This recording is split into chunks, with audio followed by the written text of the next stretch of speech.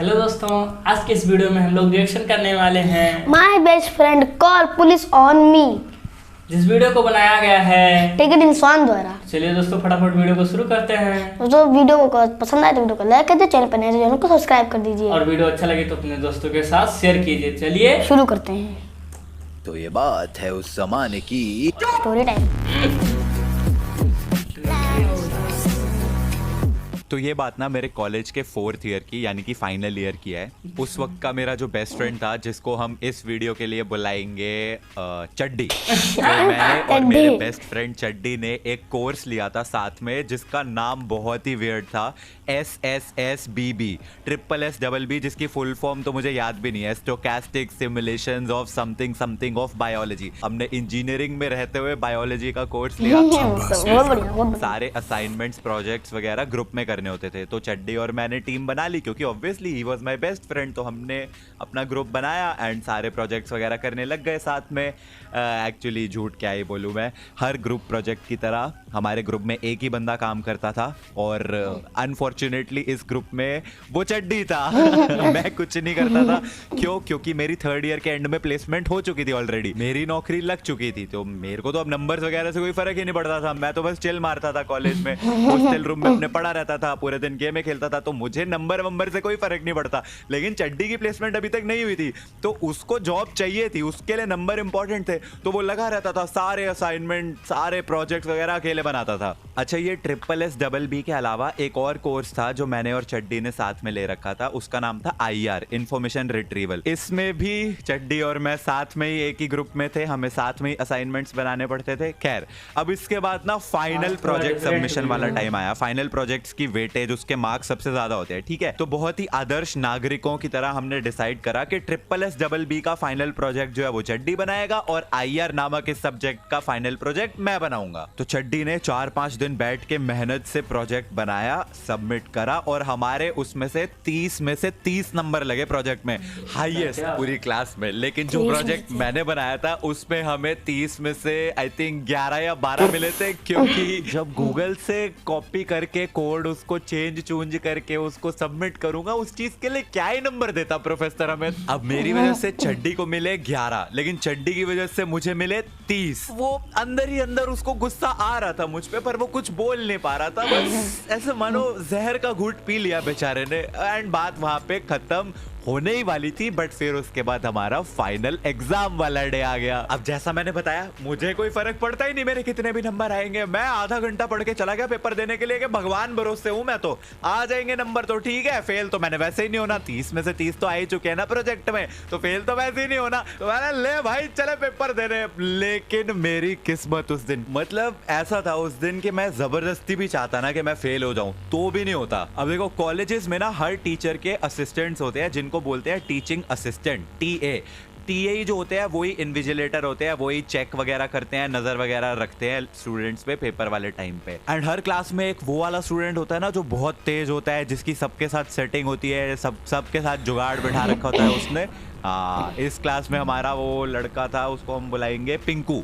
तो पिंकू भाई की हमारा जो TA था उसके साथ फुल सेटिंग थी। TA आया पिंकू के पास और पिंकू बोलता है, यार ये फर्स्ट वाले क्वेश्चन का आंसर यही होगा ना। तो TA कह रहा है, यार तू तो मेरे से ऐसे आंसर ही पूछ रहा है। तो कह रहा है, बता दे ना। ऐसे उनके बीच में कुछ बात हुई, उसके बाद पता नहीं पिंकू भाई ने ऐसे कौन से मंत्र फूके, उसके कानों में ऐसा क्या बोला, क्या जादू करा, टीचिंग असिस्टेंट ने उसको एक एक क्वेश्चन का आंसर बताना शुरू कर दिया। पहले क्वेश्चन का आंसर ये होगा, दूसरे का ये होगा, तीसरे का वो होगा।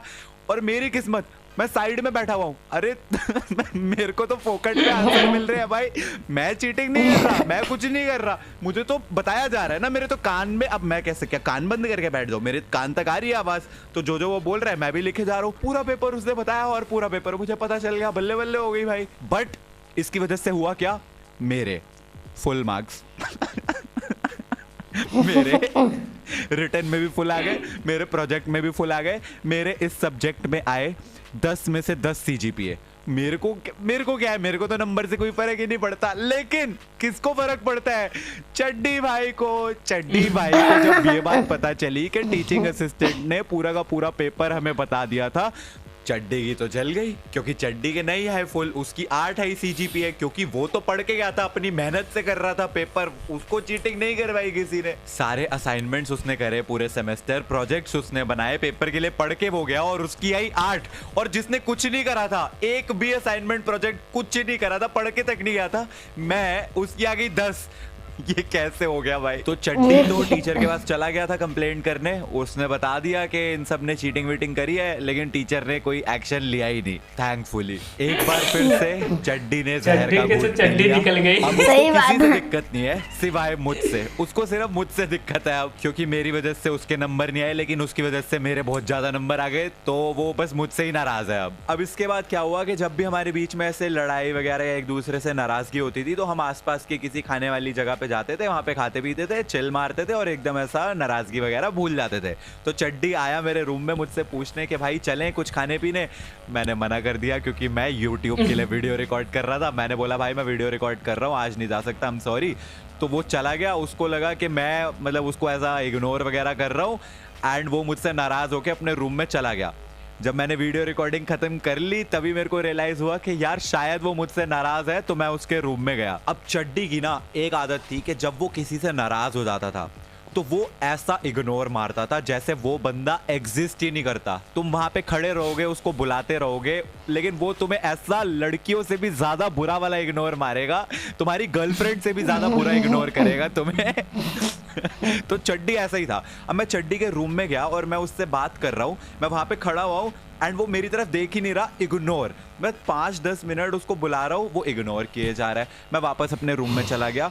अगले दिन मैं फिर सोचा, मैंने कहा यार नाराज है, कोई नहीं, मना लेता हूँ। मतलब चड्डी के साथ friendship is equal to girlfriend बनाना, क्योंकि वो तुम्हारी गर्लफ्रेंड से भी ज्यादा नखरे करता है। मैं फिर से उसके रूम में गया उसको मनाने के लिए, वो मेरे को फिर इग्नोर कर रहा है, बात ही नहीं कर रहा। क्लास में जा रहे हैं, वो मुझे इग्नोर कर रहा है, मेरी तरफ देख ही नहीं रहा है, और मेरा उसके अलावा कोई और दोस्त है भी नहीं। तो अभी मुझे भी इरिटेशन हो रही है कि यार ये ऐसा इतना बुरा इग्नोर कर रहा है मेरे को। तो अब फाइनल कन्फ्रंट करने के लिए मैं उसके रूम में गया शाम को। वो डोटा खेल रहा था, गेम खेल रहा था। मैंने उससे बोला चड्डी भाई यार मेरी क्या गलती है यार, तुम क्यों मुझसे नाराज हो रहे है? सॉरी भाई, मैंने सॉरी बोल दिया, आई अपोलोजाइज भाई, मैं रिकॉर्ड कर रहा था, मेरे नंबर आ गए, वो भी मेरी गलती नहीं थी, प्लीज मुझसे बात कर ले भाई, मेरे से कोई गलती हो गई। वो कर ही नहीं रहा भाई, बात ही नहीं कर रहा। मैं उसके बेड पे बैठ गया चौकड़ी मार के। मैंने कहा तू खेल ले गेम, तेरी गेम खत्म होगी फिर बात करते हैं। उसकी गेम खत्म हो गई, वो खड़ा हुआ और उठा के अपने फोन पे लग गया। मैंने कहा अरे चड्डी भाई यार देख ले मेरी तरफ, यहाँ पे हूँ मैं, hello talk to me, hello बात कर ले प्लीज, ऐसे इग्नोर मत कर। वो लगा हुआ है अपने फोन में, टक टक टक अपनी गर्लफ्रेंड के साथ बात कर रहा है। मैंने कहा अबे भाई अपनी बंदी से बाद में बात कर लियो। और ये करते करते हुए मैंने ऐसा नहीं होता, अरे यार इधर देखना, मैंने ऐसे करके हाथ मारा, तो वो हाथ मेरा ना उसके फोन पे लगा, उसका फोन नीचे गिरा और उसकी स्क्रीन टूट गई। एकदम ही रेज, चड्डी भाई सीधा मारपीट, चड्डी भाई मेरे को मारे। तो भाई मैंने कहा चूड़ियां पहनी है, मैंने कहा ले तू मारेगा, मैं तेरे को मारूंगा। एक उसने मेरे को मारा, एक मैंने उसको मारा, दे दनादन भाई, कार्टव्हील, चोक स्लैम, पटकियां वटकियां सब मार रहे हैं एक दूसरे को, सब भाई ज्यादा हो गया। नहीं ऐसा कुछ नहीं हुआ था पर हमारे बीच में लड़ाई होने लग गई, चिल्लाने लग गए एक दूसरे पे। तो आस पड़ोस के जितने भी स्टूडेंट्स वगैरह, हमारे फ्रेंड्स वगैरह थे, बैचमेट्स वगैरह, वो सारे इकट्ठे हो गए रूम के। और अरे क्या हो रहा है, अरे क्या हो रहा है? तो भाई इतने में चड्डी कहता है तू रुक, ऐसा करके वो अपना टूटा फोन उठाता है और पुलिस को फोन मिला देता है। मेरे को समझ ही नहीं आया क्या हुआ। उसने वहां खड़े खड़े पुलिस को फोन मिला दिया, ये मेरे ऐसे हॉस्टल का लड़का है निश्चय, ये इसने मेरे को मारा है, इसने मेरी फोन की स्क्रीन तोड़ दी है, ये है वो है, आप प्लीज यहाँ पे आ जाओ।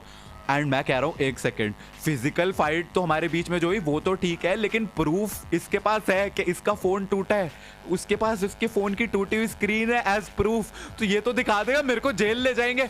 मैंने कहा तू रुक, मैं भी करता हूँ अभी पुलिस को फोन, तूने मुझे मारा है। ऐसा बोल के मैं भाग के गया अपने रूम की तरफ और 2 मिनट बाद फोन लेके आया। मैंने कहा ये ले, मैंने भी मिला दिया पुलिस को। इवन दो मैंने सच में नहीं मिलाया था, पर एक्टिंग के लिए बोल रहा था, ताकि आस पड़ोस के जो स्टूडेंट्स है इस बेवकूफ के दिमाग में थोड़ी सी बुद्धि भरे कि अबे फोन की स्क्रीन टूटने के लिए पुलिस कौन बुलाता है भाई, तेरा बेस्ट फ्रेंड हूं मैं भाई, मेरे नंबर ज्यादा आ गए या फिर गलती से तेरी फोन की स्क्रीन तोड़ दी मैंने, उसके लिए सीधा जेल भेजेगा क्या मेरे को? फिर सब लोगों ने उसको शांत करवाया। अक्षत करके हमारा एक फ्रेंड था, उसने उसको समझाया, अरे चड्डी भाई देख भाई कुछ नहीं होता, तेरे फोन की स्क्रीन रिपेयर करवा देंगे, 1500 रुपए के खर्चे के लिए तू बेचारे को जेल भेजेगा। अरे कोई नहीं भाई, तुम दोनों तो बेस्ट फ्रेंड हो, उसने समझाया।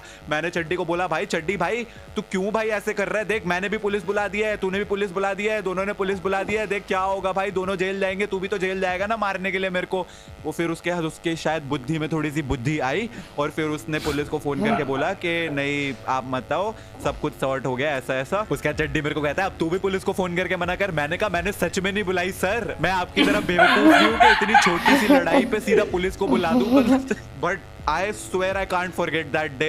मेरी लाइफ में फर्स्ट टाइम ऐसा फट रही थी कि भाई मेरे ऊपर पुलिस बुला दी, वो भी इतनी सी बात के लिए। ये क्या बंदा है। इवन रात तक भी मेरी उस दिन फट रही थी यही सोच सोच के कि पुलिस आएगी, क्योंकि उनका प्रोसीजर होता है वो, अगर तुमने उनको कॉल कर दिया है तो वो आएंगे। तो मुझे बस यही लग रहा था इसने मना तो कर दिया लेकिन फिर भी पुलिस आएगी और यार वो पकड़ के लेके जाएंगे मेरे को। मैं बहुत भाई उस दिन डरा। I do know what funniest part ये था कि उसी शाम को मैं और चड्डी खाने पीने वाली जगहों पे गए थे एंड हमने वहाँ पे चिल भी मारा था और बिल्कुल ऐसा जैसे कुछ हुआ ही ना हो, बिल्कुल ऐसा नॉर्मल हो चुका था सब कुछ। पर चड्डी की भी गलती नहीं है, एक्चुअली वो कॉलेज वाले दिनों में ना दिमाग से थोड़ा सा स्लो था, कोई मिल गया कि रोहित की तरह, शायद उसको दिन में उसका बॉर्नविटा नहीं मिला होगा, इस वजह से वो कभी कभी उसको दौरे पड़ जाते थे। लेकिन अभी ठीक हो चुका है वो and I still love him. Video देख रहा होगा तो या आई होप यू तुम्हारी तो वार लगा है, इफ यू डिड फिर से पुलिस को कॉल करेंगे। ये स्टोरी एक्चुअली मेरे को बहुत पहले से याद थी लेकिन मैं यही सोचता था सुनाऊं या ना सुनाऊं, कैसे सुनाऊं, तो आज फाइनली सुना दिया। I hope you guys enjoyed